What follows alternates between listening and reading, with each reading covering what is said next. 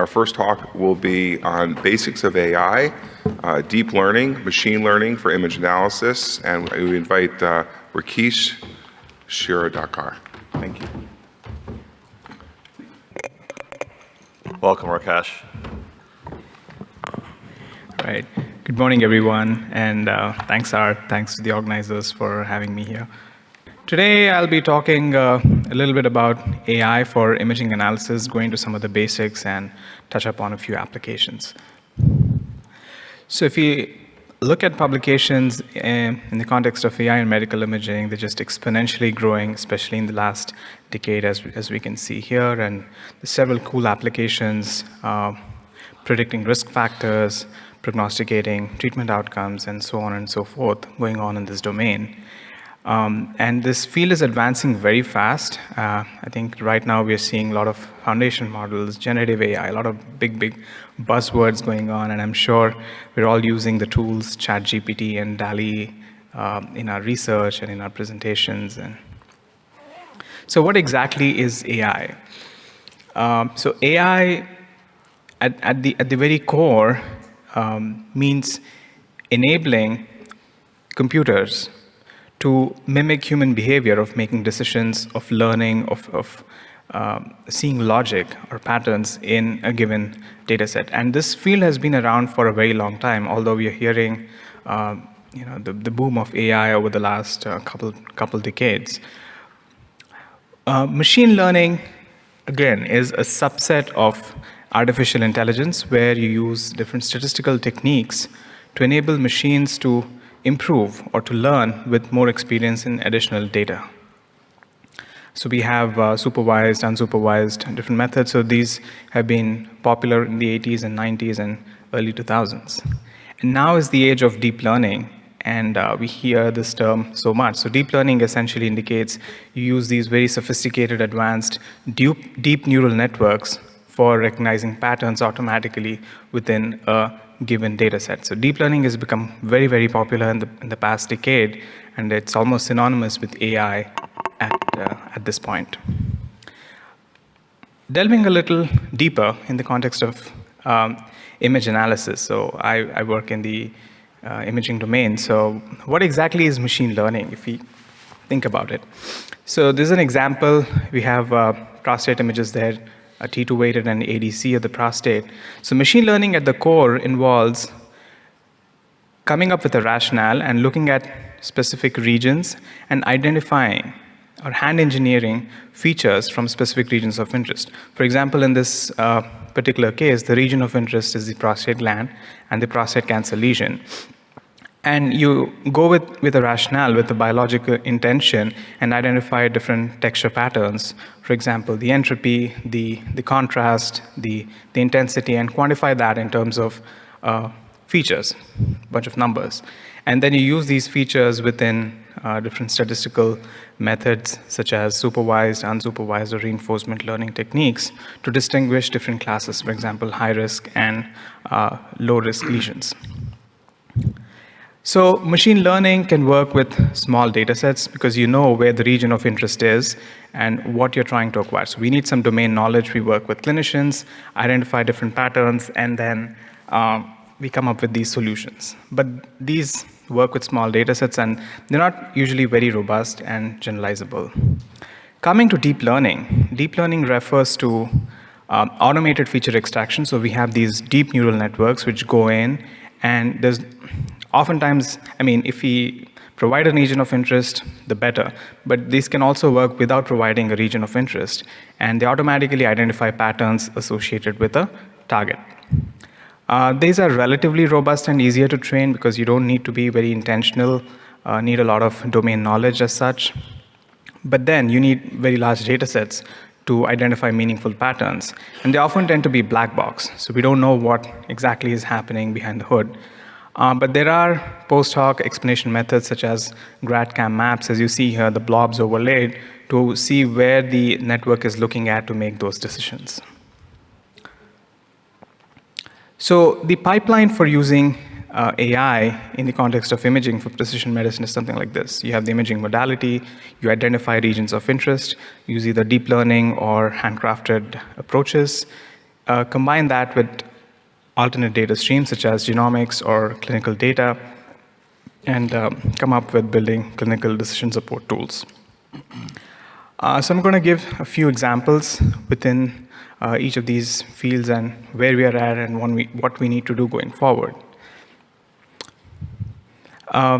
So what can AI be used for? For harmonizing data. We have noisy data often in the clinical context, so AI can be used to harmonize that data, to quantify the data, as we've just seen in terms of imaging biomarkers, integrate different modalities such as radiology, pathology, and omics, and then ultimately build decision support tools. How do we do that? For example, this is a case where we have a radiologist and a pathologist. Oftentimes they match, but sometimes we see that what radiologist says and what we find on pathology does not quite match up. So to train a model, we need the ground truth or the region of interest to build a model. And the highest evidence is on pathology. So this is a tool we developed to map the region of interest on pathology onto imaging to identify the accurate ground truth.